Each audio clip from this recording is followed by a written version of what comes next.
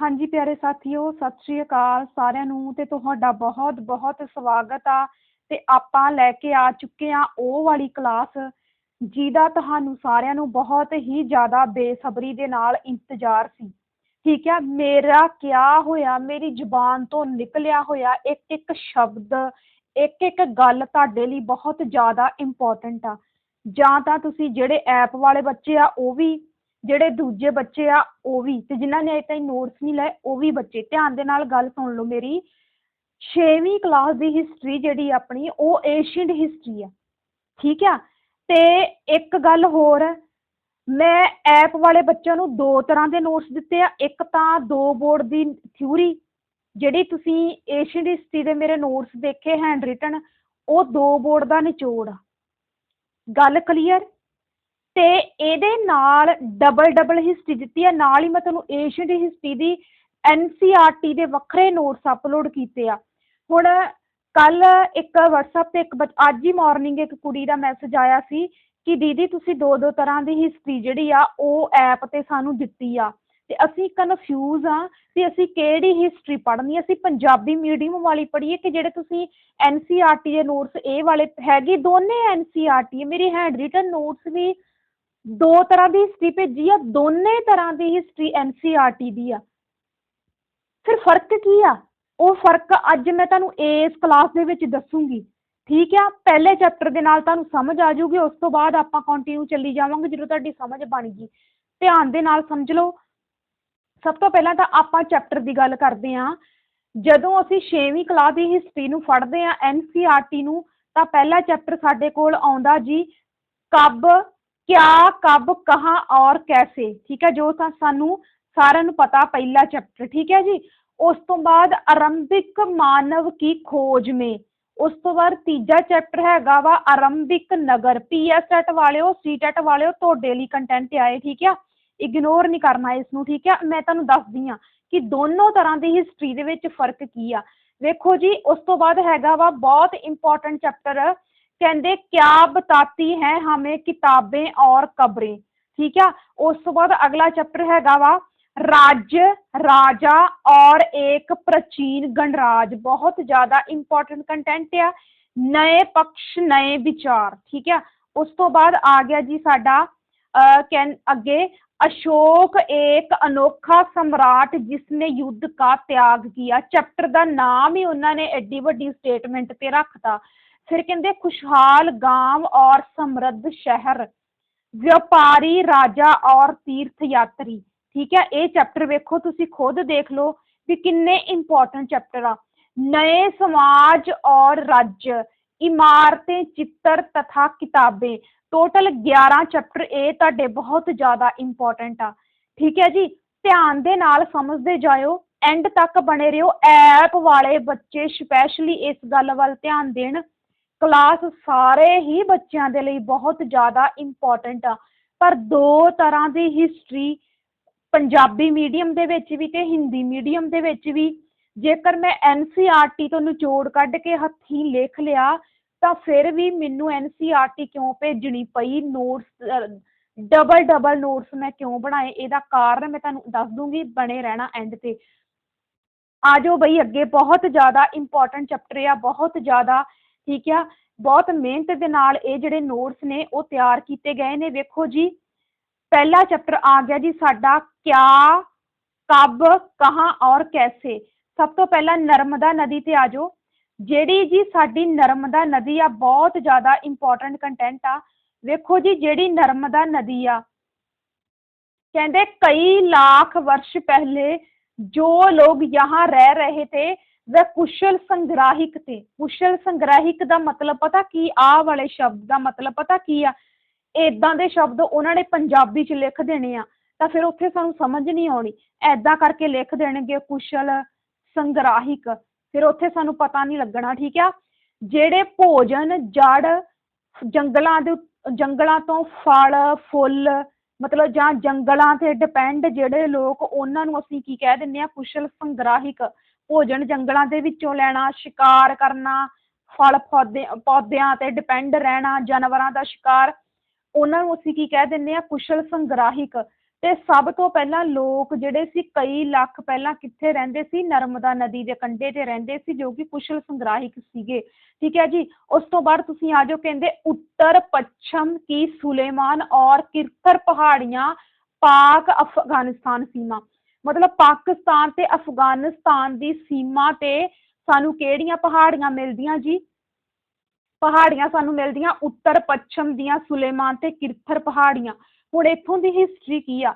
ਇੱਥੋਂ ਦੀ ਹਿਸਟਰੀ ਇਹ ਆ, ਕਹਿੰਦੇ इस स्थान पर 8 वर्ष पूर्व स्त्री पुरुषों ने सबसे पहले गेहूं और जौ फसलों को अपनाया अपनाया आरंभ किया तथा भेड़ बकरी गाय बैल को पालतू पशु बनाया और गांवों में रहते थे। ਇਹ ਆਹ ਵਾਲਾ ਕੰਟੈਂਟ ਬਹੁਤ ਜ਼ਿਆਦਾ ਇੰਪੋਰਟੈਂਟ ਆ। ਦੂਜਾ ਪੈਰਾ ਸੀ ਟੈਟ ਦੀ SST ਦੇ ਵਿੱਚ ਪੁੱਛਿਆ ਗਿਆ ਸੀਗਾ ਕਿ ਕਣਕ ਤੇ ਜੌਂ ਫਸਲਾਂ ਦੀ ਖੇਤੀ ਕਿੱਥੇ ਸ਼ੁਰੂ ਹੋਈ? ਉੱਥੇ ਆਨਸਰ ਸੀਗਾ ਉੱਤਰ ਪੂਰਬ ਮੱਧ ਪ੍ਰਦੇਸ਼, ਉੱਤਰ ਪੱਛਮ ਸੁਲੇਮਾਨ ਕਿਰਥਰ ਪਹਾੜੀਆਂ, ਏਦਾਂ ਕਰਕੇ। ਹੁਣ ਤੁਸੀਂ ਪੜ੍ਹ ਲਿਆ, ਤੁਹਾਨੂੰ ਕੀ ਪਤਾ ਲੱਗ ਗਿਆ ਵੀ ਜਦੋਂ ਅਸੀਂ ਉੱਤਰ ਪੱਛਮ ਸੁਲੇਮਾਨ ਕਿਰਥਰ ਪਹਾੜੀਆਂ ਦੀ ਗੱਲ ਕਰਦੇ ਹਾਂ ਤਾਂ ਸਭ ਤੋਂ ਪਹਿਲਾਂ ਮਰਦ ਤੇ ਇਸਤਰੀਆਂ ਨੇ ਉੱਥੇ ਗੇਹੂੰ ਯਾਨੀ ਕਿ ਕਣਕ ਤੇ ਜੌਂ ਫਸਲਾਂ ਦਾ ਉਤਪਾਦਨ ਕਰਨਾ, ਖੇਤੀ ਕਰਨੀ ਉੱਥੇ ਉਹਨਾਂ ਨੇ ਸ਼ੁਰੂ ਕੀਤੀ ਸੀ। ਤੇ ਕਿਰਥਰ ਤੇ ਸੁਲੇਮਾਨ ਪਹਾੜੀਆਂ ਦੇ ਲੋਕਾਂ ਨੇ ਹੀ ਸਭ ਤੋਂ ਪਹਿਲਾਂ ਭੇਡ, ਬੱਕਰੀ, ਗਾਂ ਤੇ ਬੈਲ ਨੂੰ ਪਾਲਤੂ ਪਸ਼ੂ ਬਣਾਇਆ ਸੀ। ਸਮਝ ਲੱਗ ਗਈ? ਇਸ ਕਰਕੇ ਜਦੋਂ ਕਣਕ ਤੇ ਜੌਂ ਫਸਲਾਂ ਦੀ ਗੱਲ ਆ ਜੇ, ਜਦੋਂ ਭੇਡ, ਬੱਕਰੀ ਤੇ ਗਾਂ ਨੂੰ ਪਾਲਤੂ ਬਣਾਉਣ ਦੀ ਗੱਲ ਆ ਜੇ, ਤਾਂ ਤੁਹਾਡੇ ਦਿਮਾਗ ਦੇ ਵਿੱਚ ਸੁਲੇਮਾਨ ਤੇ ਕਿਰਥਰ ਦੀਆਂ ਪਹਾੜੀਆਂ ਨਹੀਂ ਭੁੱਲਣੀਆਂ ਚਾਹੀਦੀਆਂ। ਗੱਲ ਕਲੀਅਰ? ਠੀਕ ਹੈ ਜੀ। ਅੱਗੇ ਆ ਜਾਓ। ਉਸ ਤੋਂ ਬਾਅਦ ਅੱਗੇ ਆ ਜਾਓ, ਮੈਂ ਪੰਜਾਬੀ ਦੇ ਵਿੱਚ ਸਮਝਾ ਰਹੀ ਹਾਂ, ਹਿੰਦੀ ਵੇਖ ਕੇ ਭੱਜ ਨਾ ਜਾਇਓ, ਨੁਕਸਾਨ ਹੋਊਗਾ ਤੁਹਾਡਾ। ਪੇਪਰ ਦੇ ਵਿੱਚ ਬੈਠ ਕੇ ਜੇ ਸਰਬ ਸੋਸ਼ਲ ਸਟੱਡੀ YouTube ਚੈਨਲ ਦੀ ਯਾਦ ਨਾ ਆਈ ਤਾਂ ਮੈਨੂੰ ਨੀਵੇਂ ਥਾਂ ਬਿਠਾ ਦਿਓ। ਠੀਕ ਹੈ ਜੀ। उत्तर पूर्व में गारो तथा मध्य भारत में विंध्यांचल पर्वत, जिन्होंने आप पंजाबी दे विच कह दिंदे आ। हुण इहदी की खासियत आ? गारो, असम, विंध्य पहाड़ियां, मध्य प्रदेश, यहाँ पर कृषि का विकास हुआ। हुण ध्यान दे नाल समझो, जेकर क्वेश्चन आया कि सब तो पहला खेतीबाड़ी की शुरुआत कित्थे होई, तां हुण आंसर दे विच ऑप्शनां की पईयां? किरथर ते सुलेमान दीयां पहाड़ियां, उत्तर पूर्व विच गारो विंध्यांचल पर्वत दीयां पहाड़ियां। ते कई बच्चे जिन्हां ने हुण आंसर इत्थे की ला के आउणा राजे, उन्हां ने खेतीबाड़ी की शुरुआत पुछी आ, उन्हां ने कणक ते जौ फसल की शुरुआत नहीं पुछी। जे उन्हां ने कणक ते जौ फसल की शुरुआत पुछी आ ते फिर आंसर सुलेमान ते किरथर दीयां पहाड़ियां आउणा। जेकर उन्हां ने कृषि दी, खेतीबाड़ी दे विकास की गल पुछ ली आ, फिर आंसर साडा उत्तर पूर्व ते गारो ते मध्य प्रदेश विंध्यांचल दीयां पहाड़ियां आंसर आउणा। समझ लग गई? लाइव चैट रुकनी नहीं चाहिए, बहुत ज़्यादा इंपॉर्टेंट कंटेंट आ। मैं एक्सप्लेन ही नहीं कर सकती भी कितना क ज़्यादा इंपॉर्टेंट कंटेंट आ। ठीक है। उस तो बाद तुसीं आ जाओ, सिंधु तथा इसकी सहायक नदियां, मोस्ट इंपॉर्टेंट कंटेंट। सिंध नदी ते ओदियां सहायक नदियां दे कंढे ते लोकां ने वसना किन्ने साल पहला आरंभ किया? तो आंसर आऊगा 4700 वर्ष पूर्व। आरंभिक नगर फल फूले गंगा व तटवर्ती इलाके में 2500 वर्ष पूर्व नगरों का विकास हुआ। ध्यान दे नाल जेकर तुहानूं पुछया जावे कि सिंध नदी ते कंढे ते विकास कदों होया, आंसर आऊगा 4700 साल पहला। जेकर तुहानूं गंगा नदी के किनारे पुछया तो आंसर आऊगा 2500 साल पहला। गल क्लीयर? इत्थे मैं साइड ते मैप भी जिहड़े ने वो बहुत सोहणे तरीके दे नाल दित्ते ने। ठीक है जी। उस तो बाद वेखो अगे, कहंदे गंगा तथा इसकी सहायक नदी सोन। नदी गंगा के दक्षिण में प्राचीन काल में मगध राज की स्थापना हुई। बहुत ज्यादा इंपॉर्टेंट। मगध राज की स्थापना गंगा नदी की केड़ी दिशा विच हुई? गंगा नदी के दक्षिण वाले बन्ने मगध राज की स्थापना हुई। एक भी पॉइंट इदां दा हैगा जिन्नू तुसी स्किप करके चल सकते हो? नहीं जी। उस तो बाद भारत के कुछ नाम आ जाते हैं जी। वेखो जी, इंडिया शब्द जिहड़ा वा इंडस तो निकलिया, ये संस्कृत भाषा का हैगा वा। ठीक है। जिहड़ा सिंधु शब्द है, सिंधु, ये सिंधु संस्कृत भाषा का शब्द है। असीं सिंधु भी ਭਾਰਤ ਨੂੰ ਲਿਖਿਆ ਪੜ੍ਹਦੇ ਆ ਆਪਣੇ ਹਿਸਟਰੀ ਦੇ ਵਿੱਚ, ਇਹ ਸੰਸਕ੍ਰਿਤ ਭਾਸ਼ਾ ਦਾ ਸ਼ਬਦ ਆ। ਇੰਡੀਆ ਇੰਡਸ ਤੋਂ ਨਿਕਲਿਆ ਵਾ, ਜਿਹਦਾ ਅਰਥ ਕੀ ਆ? ਸਿੰਧੂ, ਜੋ ਕਿ ਸੰਸਕ੍ਰਿਤ ਭਾਸ਼ਾ ਦਾ ਸ਼ਬਦ ਆ। क्लियर। उस तो बाद अगे आ जाओ, ईरान और यूनान वासियों ने सिंधु को हिंडोस, ठीक है, पूछा जाए हिंडोस नाम भारत नूं किहने दिता? ईरान वालियां ने ते यूनानियां ने जिहड़ा सी हिंडोस नाम दिता। कहंदे इंडोस कहाँ और इस इंडोस का इस नदी के पूर्व के भूमि प्रदेश को इंडिया कहा। हाँ ओके ओके ठीक है। कहंदे कि जिहड़ा पूर्व वाला पासा सी, ठीक है, सिंध नदी के पूर्व वाला जिहड़ा पासा सी उहनूं इंडिया कहा सी इन्हां ने, ठीक है। भारत नाम का प्रयोग उत्तर पश्चिम में रहने वाले लोगों, अगे चलते हैं, भारत शब्द का जिहड़ा प्रयोग आ, ये भारत शब्द सानू ऋग्वेद दे विच भी राजे लिखिया मिलदा वा। तां कुछ लोकां दे समूह ने भारत शब्द वरतिया सी, तां ये सानू ऋग्वेद दे विच लिखिया मिलदा, ठीक है जी। उस तो बाद तुसीं आ जाओ पांडुलिपियां, ते पांडुलिपियां की है जी? आ जी पांडुलिपि की तस्वीर, ठीक है। यही मकसद सी मेरा ऐदां तुहानूं टीच करवाउण दा। आ जी पांडुलिपि। हुण पांडुलिपि तैयार किस तरीके दे नाल कीती जांदी आ? वेखो जी, यह पुस्तकें हाथ से लिखी होती थी, ताड़ के पत्तों व बुर्ज पेड़ का शाल से निमृत। मतलब कि ताड़ दे पत्ते किनू कह दिंदे आ? एक बुर्ज नाम दा रुख हुंदा वा, ओदी शाल तो, ओदी शाल मतलब ओदी छिल तो ओदे पत्तियां ते जिहड़ा सी लिखिया जांदा सी, उन्हां नूं असीं पांडुलिपियां कहने। कहंदे भोज पत्तर पर लिखी जाती थी, भोज पत्तर पर लिखी जाती सी। भोज पत्तर असीं किनू कह दिंदे आ? जदों भोज बुर्ज नाम दा जिहड़ा रुख सी, ओदी छिल ला के ओदे पत्तियां ते जदों लिखिया जांदा सी तां ओनूं असीं भोज पत्तर कह दिंदे सी। अंग्रेजी में इसके लिए मैन्यूस्क्रिप्ट शब्द का प्रयोग किया जाता, जो कि लैटिन भाषा का शब्द है। बहुत ज्यादा हाईलाइट कर लो इनू, मैन्यूस्क्रिप्ट शब्द जेकर पेपर दे विच पूछा गया तो यह लैटिन भाषा का शब्द आ, जिहदा अर्थ की है पांडुलिपि। मेनू जिसका अर्थ है हथ, मेनू मतलब हाथ, ठीक है। इन पांडुलिपि में धार्मिक मान्यता, व्यवहार, राजाओं के जीवन, औषधियां तथा विज्ञान आदि सभी प्रकार के विषय को चर्चा मिलती थी। हुण ये पांडुलिपियां दे विच किहड़ी चीज़ का ज्ञान सी? धार्मिक रीति रिवाज, राजियां दे व्यवहार, उन्हां दा राज किद्दां दा सीगा, ते उन्हां दे राजियां दे जीवन बारे, ते कुछ औषधियां मतलब दवाइयां दे बारे, विज्ञान चिकित्सा दे बारे जानकारी इन्हां पांडुलिपियां तो सानूं मिलदी रही, हुण भी मिली, अगे भी, जो कि पांडुलिपियां संभाल के रखियां होईयां। कहंदे यह संस्कृत, प्रकृत व तमिल भाषा में लिखे थे। मोस्ट इंपॉर्टेंट पांडुलिपियां किहड़ियां 3 भाषावां दे विच लिखियां गईयां? आंसर आऊगा संस्कृत, प्रकृतिक भाषा ते तमिल भाषा। भुलना नहीं चाहिए, ठीक है जी। उस तो बाद अगे आ जाओ, अभिलेख की हुंदे आ जी? कहंदे अतीत के बारे में जानने का एक महत्वपूर्ण स्रोत की है अभिलेख, या कठोर सतह पर लिखे जाते हैं। अभिलेख पता सी किनू कह दिंदे आ?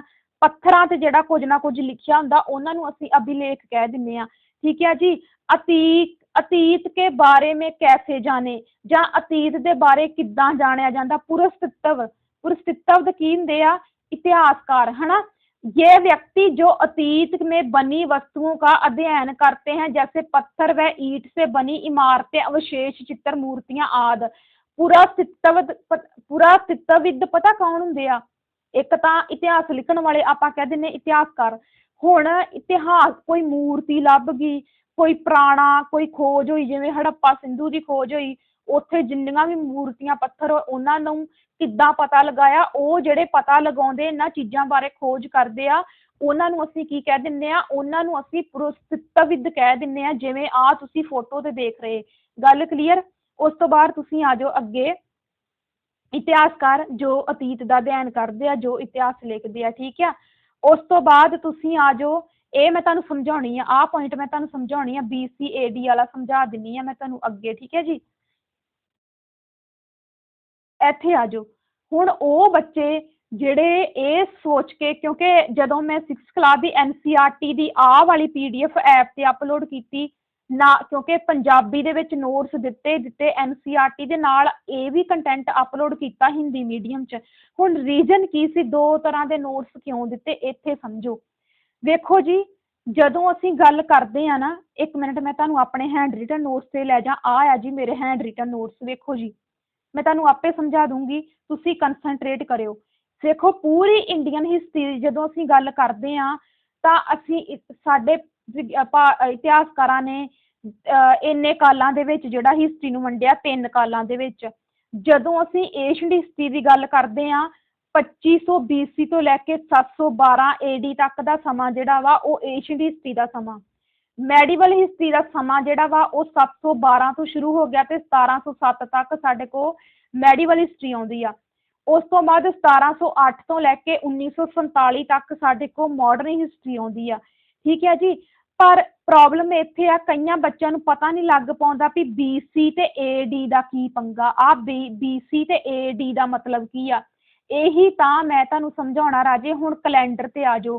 ਹੁਣ ਇੱਥੇ ਲਿਖਿਆ ਨਾ calendar, Gregorian calendar based on Jesus Christ birth. ਹੁਣ ਮੈਂ ਤੁਹਾਨੂੰ ਵਾਪਸ ਇੱਥੇ ਲੈ ਜਾਂਦੀ ਆ NCERT ਵਾਲੇ ਪੇਜ ਤੇ, ਤੁਹਾਨੂੰ ਆਪਣੇ ਆਪ ਫਰਕ ਪਤਾ ਲੱਗ ਜੂਗਾ। ਠੀਕ ਹੈ ਜੀ, ਫਰਕ ਕੋਈ ਨਹੀਂ ਆ, ਸੇਮ ਚੀਜ਼ਾਂ, ਪਰ ਮੈਂ ਆਪਦੇ ਨੋਟਸਾਂ ਦੇ ਵਿੱਚ ਆਸਾਨੀ ਦੇ ਨਾਲ ਚੀਜ਼ਾਂ ਤੁਹਾਨੂੰ ਦੱਸੀਆਂ। ਵੇਖੋ ਜੀ, ਜਦੋਂ ਅਸੀਂ ਭਗਵਾਨ ਜੀਸਸ ਕ੍ਰਾਈਸਟ ਦੀ ਗੱਲ ਕਰਦੇ ਆ ਤਾਂ BC ਅਸੀਂ ਕਿਹਨੂੰ ਕਹਿੰਦੇ, ਬਿਫੋਰ ਕਾਮਨ ਐਰਾ। ਠੀਕ ਆ, ਭਗਵਾਨ ਜੀਸਸ ਕ੍ਰਾਈਸਟ ਦੇ ਜਨਮ ਤੋਂ ਜਿਹੜਾ ਪਹਿਲਾਂ ਦਾ ਸਮਾਂ ਵਾ ਰਾਜੇ, ਉਹ ਚੱਲਦਾ ਪੁੱਠਾ, ਉਹ ਪਿੱਛੇ ਨੂੰ ਚੱਲਦਾ। ਆਹ ਵੇਖੋ 500, 1000, 1500, ਇਹ ਇਦਾਂ ਪਿੱਛੇ ਨੂੰ ਚੱਲਦਾ। ਜੀਸਸ ਕ੍ਰਾਈਸਟ ਦੇ ਜਨਮ ਤੋਂ ਪਹਿਲਾਂ ਦਾ ਸਮਾਂ BC ਦੇ ਨਾਲ ਲਿਖਿਆ ਜਾਂਦਾ। ਜਿਹੜੇ ਟਾਈਮ ਪੀਰੀਅਡ ਦੇ ਨਾਲ BC ਲਿਖਿਆ ਆ ਗਿਆ, ਸਮਝ ਜਾਣਾ ਬਿਫੋਰ ਕਾਮਨ ਐਰਾ, ਭਗਵਾਨ ਜੀਸਸ ਕ੍ਰਾਈਸਟ ਦੇ ਜਨਮ ਤੋਂ ਪਹਿਲਾਂ ਦਾ ਸਮਾਂ। ਹੁਣ ਜਿੱਥੇ AD ਲਿਖਿਆ ਆ ਗਿਆ, AD, ਉਹਨੂੰ ਕੀ ਸਮਝਣਾ ਵਾ, ਉਹਨੂੰ ਕੀ ਸਮਝਣਾ ਵਾ, ਐਨੋ ਡੋਮਨੀ।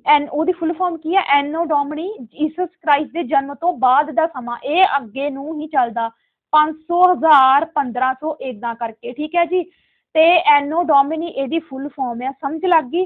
ਤਾਂ ਜੇਕਰ ਮੈਂ ਤੁਹਾਨੂੰ ਸਿੱਧਾ ਹੀ ਇੱਥੋਂ ਕਰਵਾਉਂਦੀ ਤਾਂ ਸ਼ਾਇਦ ਤੁਹਾਡੇ ਦਿਮਾਗ 'ਚ ਨਾ ਪੈਂਦਾ, ਪਰ ਹੁਣ ਤੁਸੀਂ ਮੇਰੇ ਨੋਟਸ ਤੇ ਆ ਜਾਓ। ਇੱਧਰ ਦੇਖੋ, ਮੇਰੇ ਨੋਟਸ ਤੇ ਆਓ।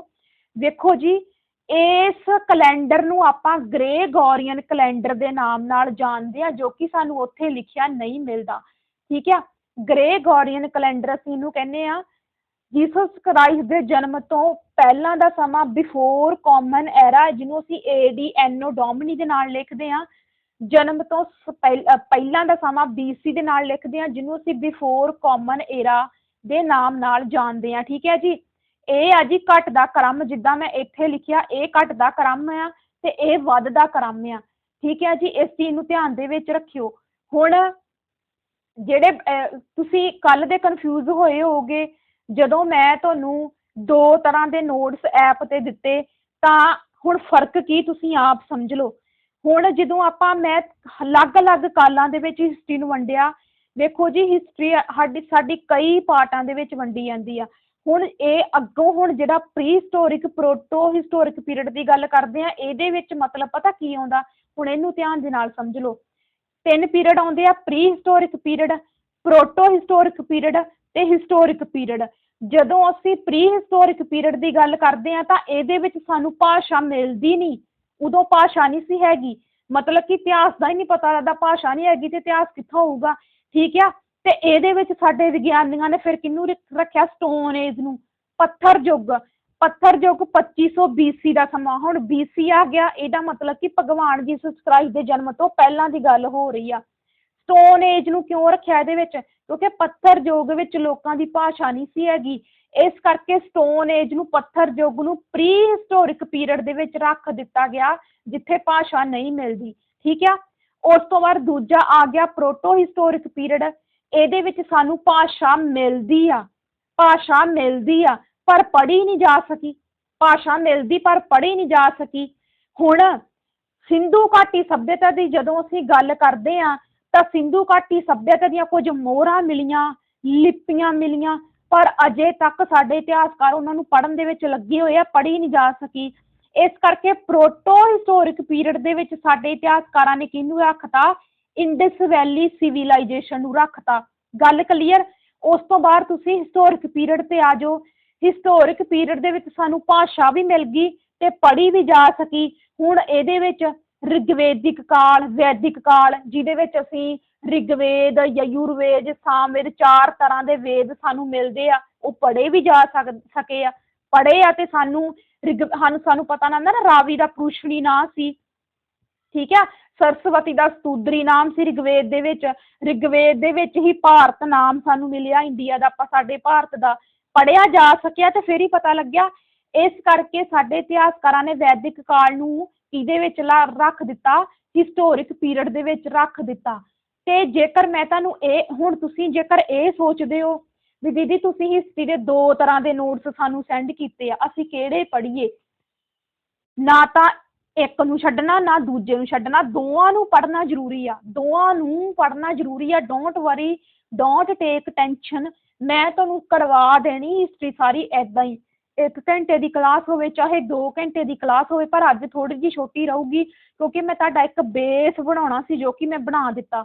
ਹੁਣ ਤੁਹਾਨੂੰ ਸਮਝ ਲੱਗ ਗਈ ਸਾਰੀ ਵੀ ਨਾ ਤਾਂ ਤੁਸੀਂ ਆਹ ਵਾਲੇ ਨੋਟਸ ਆ ਜਿਹੜੇ ਮੇਰੇ, ਨਾ ਤਾਂ ਤੁਸੀਂ ਇਹਨਾਂ ਨੂੰ ਇਗਨੋਰ ਕਰ ਸਕਦੇ, ਕਿੰਨੀ ਜਾਣਕਾਰੀ ਮਿਲੀ, ਨਾ ਤਾਂ ਤੁਸੀਂ ਇਹਨਾਂ ਨੂੰ ਇਗਨੋਰ ਕਰ ਸਕਦੇ ਹੋ, ਤਾਂ ਨਾ ਤੁਸੀਂ ਮੇਰੇ ਇਹਨਾਂ ਨੋਟਸਾਂ ਨੂੰ ਇਗਨੋਰ ਕਰ ਸਕਦੇ ਹੋ।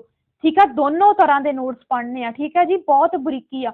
ਜੇ ਆਹ ਵਾਲੀ ਹਿਸਟਰੀ ਪੜ੍ਹ ਲਈ ਨਾ ਮੇਰੀ ਐਪ ਵਾਲੇ ਬੱਚਿਆਂ ਨੇ, ਤਾਂ ਤੁਹਾਡੀ ਹਿਸਟਰੀ ਤੇ ਬਹੁਤ ਜ਼ਬਰਦਸਤ ਕਮਾਂਡ ਆ, ਕਿਉਂਕਿ ਏਦਾਂ ਦਾ ਕੋਈ ਵੀ ਪੁਆਇੰਟ ਨਹੀਂ ਜਿਹੜਾ ਸਕਿਪ ਕੀਤਾ ਹੋਵੇ ਆਪਾਂ। ਠੀਕ ਆ, ਕਿਉਂਕਿ ਸਾਰਾ ਹੀ ਪੜ੍ਹ ਲੈਣਾ ਤੁਸੀਂ।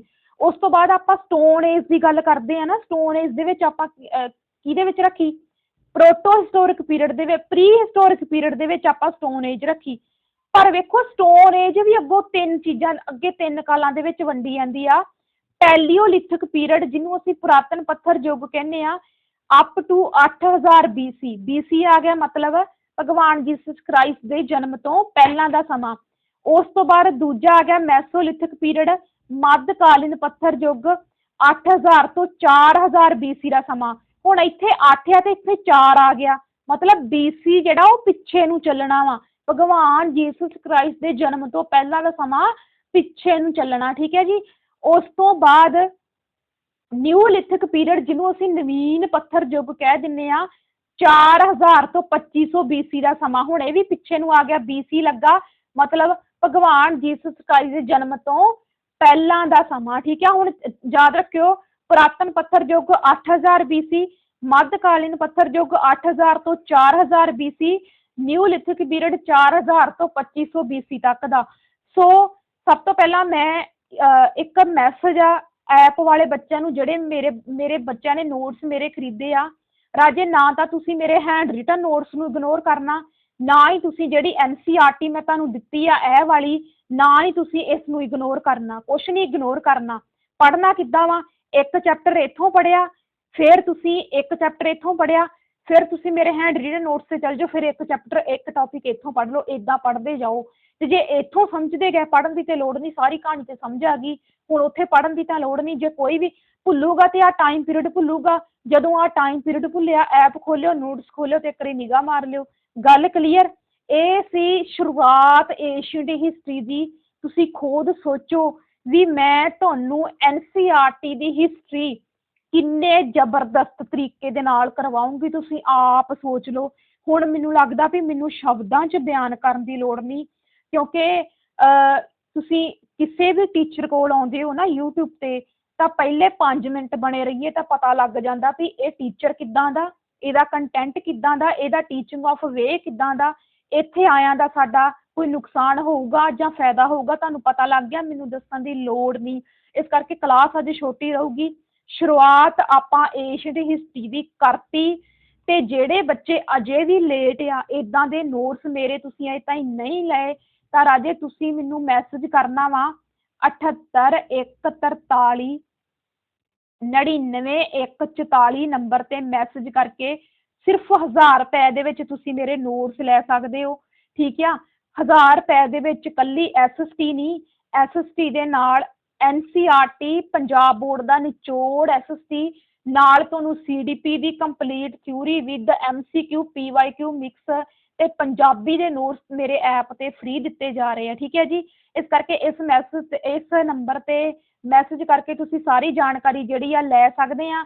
ਆਪਾਂ ਮਿਲਦੇ ਆ ਕੱਲ, ਤੇ ਆਪਾਂ ਕੱਲ ਕਰਾਂਗੇ ਚੈਪਟਰ ਦੂਜਾ, ਕਿਉਂਕਿ ਪਹਿਲਾ ਤੇ ਆਪਣਾ ਹੋ ਗਿਆ ਤੇ ਚੈਪਟਰ ਆਪਣਾ ਦੂਜਾ ਹੈਗਾ ਵਾ ਆਰੰਭਿਕ ਮਾਨਵ ਕੀ ਖੋਜ ਮੇ। ਇਹ ਦੂਜਾ ਚੈਪਟਰ ਆਪਾਂ ਇਹਨੂੰ ਕਰਾਂਗੇ ਕੱਲ।